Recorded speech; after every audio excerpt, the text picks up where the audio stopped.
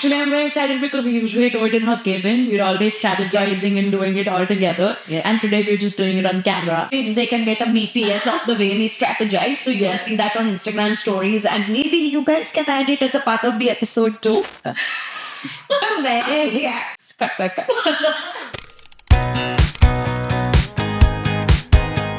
Hi guys, so I am constantly bombarded on my Instagram feeds where a lot of people ask me questions about branding, marketing, how to kind of plan social media strategies for brands, etc. So to cut it short, we said, why don't we do something interesting and turn it into episodes so as and when all of you can watch it. We are back with yet another episode of our series called The Trending Gyan. And why is it my favorite? Because it's with my favorite people, my team. And today I have none other than Mehak Suneja joining us. Mehak heads the branding and the marketing vertical at the Open Slate. And today's episode is everything about social media, brand gyan, and the entire digital landscape. So over to you, Mehak. Tell us a little bit more about yourself, and then we can start the interesting conversation for everyone. Hi guys and hi Raz. I'm very excited for this. So I am Mehak. I head the branding vertical at the Open Slate. It's been a great journey, and today we're going to do something fun. Actually, I'm very excited because we usually do it in her cabin. We're always strategizing and doing it all together. Yes. And today we're just doing it on camera. Maybe they can get a BTS of the way we strategize. So you will see that on Instagram stories, and maybe you guys can add it as a part of the episode too. So the brainstorming, the fire brainstorming that happens. Yes, but I think it's important to understand how brands are going today. They're really over and above what the normal people do. Like social media is there, but even in social media today, people are going above what is just the normal that they're doing. Yes. Which kind of takes me to my first question to you, Raj, as well, which is how do you think that brands today are sharing their stories? Right. So I feel, firstly, also the reason we're doing this episode is because I feel there is so much happening in the digital landscape now. There is just way too much information. And the other day I was just reading this very cool article by Yuval Noah, if I'm pronouncing his name correctly, the author who also wrote The Sapiens. And he was talking about, while everybody's talking about the entire consumption of social media or the information available across various platforms, but nobody's talking about something which is very important, and it's called the information diet. So that is something maybe we can have another episode about. But coming back to your question, Mehak, in this cluttered world where everything is so easily accessible, it is really important for brands now to stand apart, right? And how do they stand apart? Do they stand apart only through social media strategizing? No. I think one thing which I always tell brands when they come to us is that before even approaching an agency and getting influenced by the agency, the first thing is, as the founder of that organization, what is your vision or your positioning that you want to achieve? Because that's the core. That's the core reason why you have kind of, started your brand, whatever your USP would be. That's the first thing. And then, of course, you take assistance and help from multiple agencies for your branding, for your social media. In terms of making it simpler, because this is a discussion that we can have a very lengthy discussion on this. But I've kind of listed down a couple of, of late articles I read, and a couple of brands I think are doing pretty well and in a little different way. I think communication, any brand communication, is, it depends a lot on storytelling. Yeah. Right. So I like the way of late, Hoko Ice Creams has been, communicating their storyline in terms of, I don't know if it's working for them, but what I definitely see is that the founders are pretty clear in terms of who they want to target. Yeah. Their positioning is very clear that we want to target the Gen Zs. Of course, as a consumer, I don't know at this point it works for them, but of course they are more experienced, so they would know it in the long run how it would work, but they have their positioning very clear. And if you see that positioning is something which is conveyed through their branding as well. It's very Gen Z focused. If you also see Red Bull, right? Red Bull never ever, puts anything, they never promote their product. they are promoting the adrenaline rush that you get through a Red Bull, right? So it is all adventure sports, music, and that's what you will see the Red Bull language. And that's why Red Bull has kind of penetrated so well in the Gen Z segment or even the millennial segment. Boat is one example. I think I have been a consumer, of Boat, and I've seen the way they have kind of, communicated their story in a very different way. Boat was always related to music, right? And what they did was they kind of partnered with all these music concerts. Of course, now concerts, all of them have become very big in India. But back then, when these concerts used to happen, Boat used to partner with these artists and kind of do something cool out of the box advertising. Yeah. So I think it's a journey. This morning, in fact, I read about Tata's brand Zoya, and after 15 years, they have been profitable. It's their first profitable year. Imagine 15 years you've kind of, but in that entire article, what I was reading was they were very focused in terms of who they want to target, what they want to do, and they kind of, made an effort for 15 long years to just do what they wanted to achieve. So, bottom line is, a brand storyline cannot be achieved within 1 or 2 years or only through social media. It is your entire channel that needs to, be completed. You need to do multiple things, and it is a long-term game. It's not a short. It's a marathon. Absolutely, it is a marathon, and that's when we see, right, in India right now, we are in this age of founders starting. All startups are happening, but वो startups में से कितने actual popular ones बनते हैं? I think the recent one I really love is Cobra. Of course, they also of late received a lot of backlash for maybe they are getting it from third parties in China. But irrespective, I think they've created a very great storyline for their brand. So out of the 100 startups that happen, only maybe handful, maybe like a 5% survives because of the brand storyline, and also because they don't just rely on social media. There are a lot of other things which completes this chain. So I hope I've answered that question of yours. You're extremely right. And I think a few brands, we're talking about brands, one of the brands is even Manam.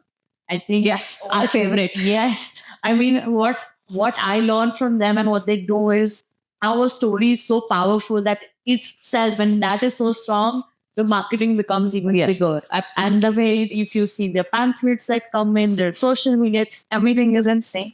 And the purpose of the brand is shown in their marketing. True. Which kind of clearly defines for me is how marketing is a lot more intrinsic rather than being extrinsic. Also, I would just like to add here, because you took Manam. Manam is a brand in Hyderabad, which is an Indian chocolate brand which has started just for, and you must Google it and check their website. Yeah. It's our favorite brand. Yes. And we love their products in terms of taste as well, not just their story. But what I was also coming to is, I feel, and this is a discussion, we could have, I feel today's consumer is very well read.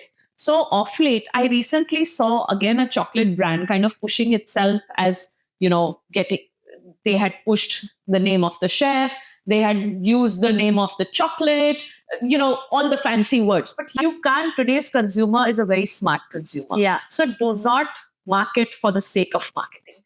Stay true to your values. Stay true. And that's what we love about Madam, in fact, that they are very clean and clear about what they stand for. And I think that's something which has made them popular. Of course, apart from all the content that they create, but they stick to their roots. Yeah. Versus, I saw another chocolate brand, using all these fancy. Yes. And then that was not happening. Yeah, great. I think we have spoken a lot about this. Yes. And as we said, I mean, I think Simran will have to plan multiple episodes for this. But okay, let's shift a little bit. And of course, guys, we are doing just a quick conversation. If you have any questions or, if you need to ask us anything, feel free to leave it in the comments or our DMs. But Mehak, what's your take? I was, reading something, and Simran and I were also discussing. What do you think, what is happening with the loop of trend hopping? Is it dying? Is it here to stay? What's your take on that? This is the most controversial question. And we're juggling it all the time in the office. But for me, it's the 3 T's that matter, which is the target audience, the trend, and the timing. Okay. Which is basically, if these 3 go in sync, you have hit it. Yeah. But if it's not going in together, then skip it. Right. Yes. To go in detail, basically, a lot of times we see a trend and we're like, wow, I need to hop onto it. I need to do it for my brand. Right. Without thinking that, is the timing right?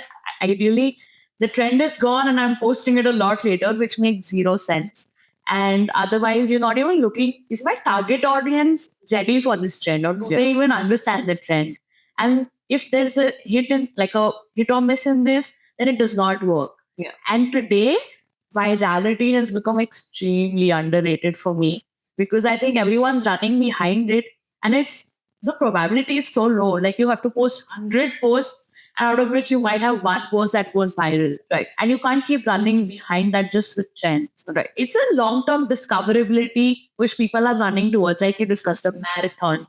It's very important to look at it and brands are doing it today. While other brands which are smaller and want to get bigger, they think trends have become the new hot. Yeah, it's like how Amul has done it. Like Yeah. they have always jumped onto the trend bandwagon, but they've consistently done it. Exactly. It's not कि हाँ चलो आज एक trend हो रहा है चलो ना हम भी ट्राई करते हैं वैसा नहीं होना चाहिए. If you're doing it, do it consistently. Even Zomato, It's a Swiggy, style. yeah, They have adopted it as a style. Right. It's not that they're doing it because everyone else is doing. It's because they have made it their identity. absolutely. And they do it beautifully. Or I love the Twitter wars on X wars now on Zomato, McDonald's, Swiggy, Burger King. McDonald's, Burger King. But Yeah. they do it in a nice way. Yeah. And I think, as Mehak rightly said, also hopping onto the trend bandwagon is one thing, but you should also see if it kind of suits your target audience. How are you putting it across? Like recently, I think last year in Feb, Vadilal had done a beautiful campaign for Valentine's Day. And back then, Seema Taparia, Yeah. I forgot her show's name. What was it? That the one on weddings. Yes. Indian matchmaking. Yes, guys. Thank you. So Indian matchmaking, right? And because that was the trend going on, so Vadilal roped in Seema Taparia instead of the typical young couples doing things, and they did a very nice campaign with her.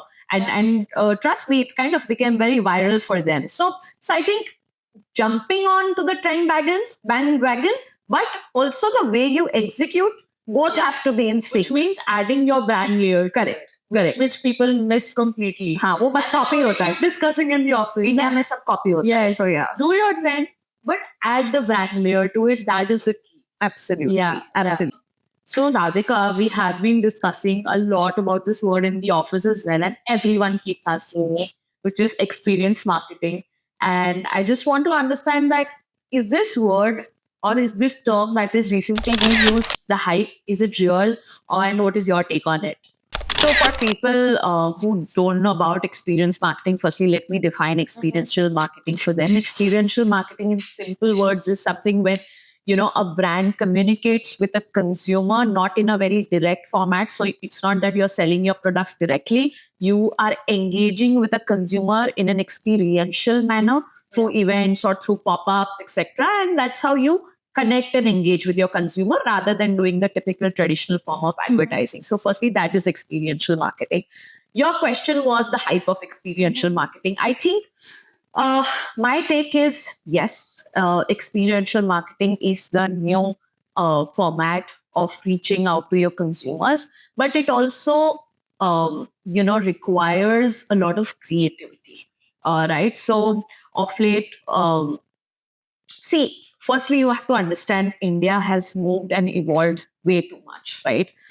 Today, we are reaching out to target audience. Back then, I think a Mercedes or a BMW was something where I at least could never think of, that, okay, I can afford it. Today, at least I can aspire to kind of look at it and afford it. And, we are in that segment of, people who are, middle class segment is also kind of doing so well. Yeah. And that's the TG, right? You're not targeting the lower, because the HNI audience is just the 10% of your audience. The lower strata is something they don't want to do aspirational stuff. They just kind of live life in a good way. But the middle peacefully, yeah, that is a luxury, trust me. But the middle segment, the upper middle class audience is something who is in between of living peacefully, but also aspires to do a lot of stuff. And I think whether it's rural or urban, India is, the main chunk of the Indian population belongs to this audience is what I feel. Now, when your consumer is somebody who is well traveled, who is also aspirational, and who has the power with all your EMIs and all of that, they can afford things. You're catering to a very large audience, right? Number one. If your target audience group becomes so large, do you think the old school style of advertising can still work in this day and age of digital media where, of late we've been hearing like your old school TV is now being replaced by YouTube television, right? So while old school influence will always be there, the facts of, being a trustworthy brand and all of that, wo hamesha rahega. But experiential marketing is something which connects really well with the Gen Z especially, and of course the millennials as well, because you create a storyline and then you kind of do something interesting. So I'll give you an example. Something that we did 2 days back was with Mercedes. Mercedes came to us and said that we want to do a special event for Valentine's. And typically, Valentine's, you think of these, and with a luxury brand, you'll think of really high-end 5-star dinner and very typical gifts and all of that. Wherein we said, no, why don't, as I right now told you, right, that peace is luxury. And in this day and age, you have to understand that where is your audience coming from, right? It's an audience who's 24/7 working. Okay. I said, let's give them an experience wherein the couple would have never imagined, that they'll get some peaceful time in a rural setup where they drive in a Mercedes, go to that rural setup, dine in under the stars, have traditional food, make it with these traditional ladies who make Gujarati khana. And they loved it. The audience loved it. We did a beautiful sundowner, at the Thal Lake, and it was spectacular. Now, that is an experience that will stay with them forever. A, the experience stays with them forever. B, the connect that, hey, Mercedes understands the pulse of, the audience overall. So that kind of experiences help a lot. I was talking about Zoya to you, right? Now, I was reading about Zoya as a brand, and Zoya as a brand, while of course they waited 15 years to be in profit, the kind of experiences they give to the people, so a couple had purchased something from Zoya, not that they purchased a crazy amount, but it was a very special occasion they had purchased for.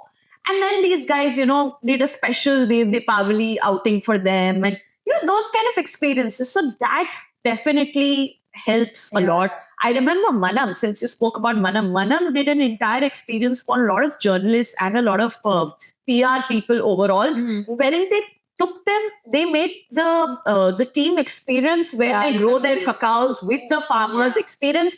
Real-time experience is here to stay. Marketing experience, yes, but it all depends on how you curate it, how you do it. We've, of course, also ventured into, not that I'm putting a silent peg in here, but we have also kind of ventured into the open state experiences where, apart from doing brand work, we are kind of giving our audience a lot of other cool experiences out of Ahmedabad, right? Yeah. So experiences are here to stay. I would love to know your take as well on it. I think you're absolutely right. And I could just give in my 2 minutes from a social media or the brand perspective to say that today everyone's looking for the more factor. Yeah. They're looking for something that goes beyond. And for example, I was just reading about what Rode is doing.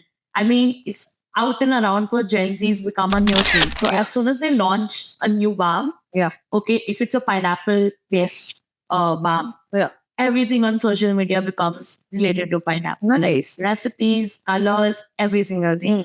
And the outside part, offline, they don't stop at all. There are these giant road balms that they'll be going around the streets. Yeah. And the idea is that today I am looking at the brand more than like that excitement comes in, the hype comes in. What you're seeing offline, what you're seeing online, it also keeps on their toes. Because the moment we launch a new one, their entire style gets different. True. So it keeps the audience on the toes as well, what's happening. Yeah, especially when everyone, as you said, is more aware, knows what consumer, they know what they want. But the idea is how do you stay with it? True. I just wanted to add in here that while, of course, all of the points we've shared, but for brands, it's also very important to understand that experiential marketing definitely comes with a cost. So it's not that in terms of how you should plan it, because experiential marketing requires a certain cost. If you cannot afford doing multiple events, just do 2 or 3 events in a year. That's okay. It's not the quantity that matters, But even if you're doing one event a year, but do it in a different way, give an experience to the consumer and look at it as an investment. Don't look at it as an expense. That's very important. Because I face this, when we deal with, you have also been there. So we've faced this with brands. Okay, so I think let's move on to a next question. And it's a very tricky question, but I would love to, I've always been asked about this, but I would love to know your inputs. Influencers versus performance marketing. What is your take on it? Since you guys work on a day-to-day basis with brands, you deal with brands a lot more than I do actually now. So Yeah. I think influencers and performance marketing, both of them are inorganic ways of getting the social of your brand. But of course, both of them have a very different objective. A lot of people question and ask that should we do this or should we do that? Do both, but have a strategy in place. Right. My point is always same that first look at what you want from that. What is the achieving goal that you want from the activity? Performance marketing today also has so many objectives. It could be like from engagement, from creating awareness, from actually getting a call to action, which is you would want someone to buy your product or would want to do a link click and at least have a lead for it. Right. So it depends on where you are.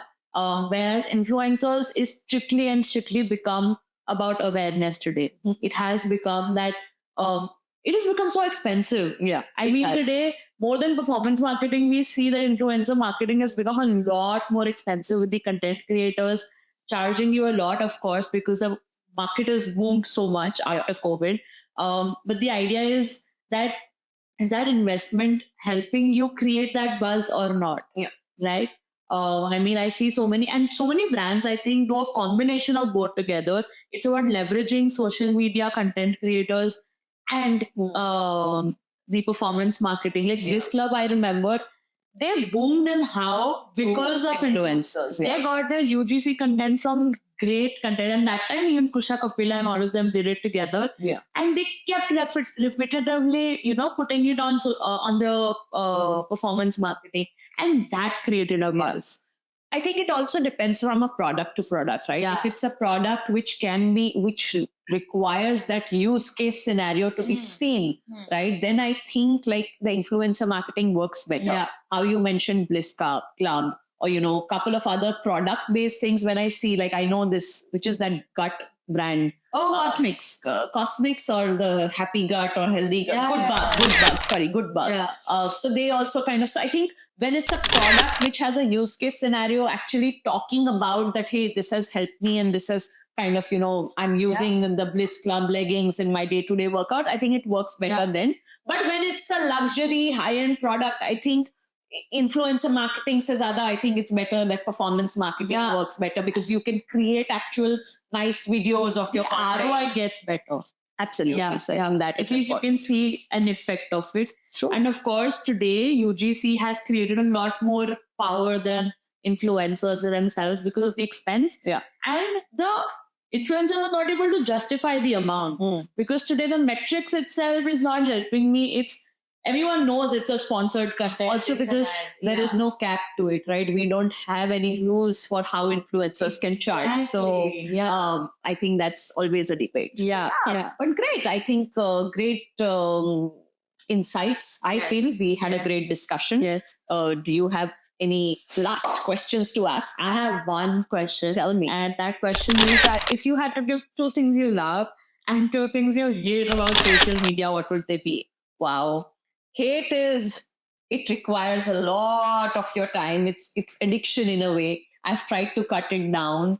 Another thing that I hate is just there's too much information. So the information diet that I was talking about.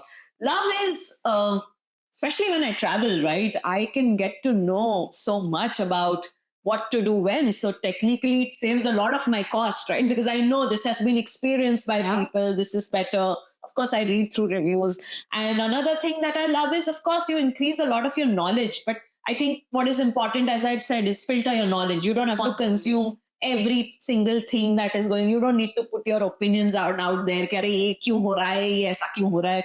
don't need to do that. What about you? Yeah. What do I love? I think social media has opened so many arrays and has become so much accessible to people. Mhm. In fact, like if I had to, I remember when I got my job, it was just a small Yes. message I sent. Yes. It's become so much more accessible to reach out to people Mhm. and has no boundaries. And otherwise, the fact that parents or like that age group have become so much more familiar with the things that are going around. I mean, Yes. it has boomed the conversations. They know a lot more than what they usually did before social media. Of course, there's too much, as you said, but I love it when my parents come to me and tell me that I saw this on Instagram, which means that it's great to see them more aware. Yeah. What I hate, I think it's become mundane. That's personally my take. That the same content comes in different formats, or like it's not adding or getting better. It's Yeah. just too much of it. And one is more from a brand side. I feel like brands today want crazy results and rely so much on social media. The vision is not really there, and they don't want to spend so much. So I think I just wish that all my clients and everyone who wishes to make their brand big invest as much as they wish to have the result. So, True. May your wish come true and may we grow a lot more. So yeah, but thank you. I think this was a great, insightful discussion that we had. We are, of course, going to do a lot many rounds of the Trending Gyan series, courtesy to the TOS team. Yeah. But of course, if you think we should talk about any more topics, anything more that you would like to know, leave it in the comments or DM us on the TOS agency handle or my handle, whichever ones you can reach out to. Thank you, guys. Thank you so much.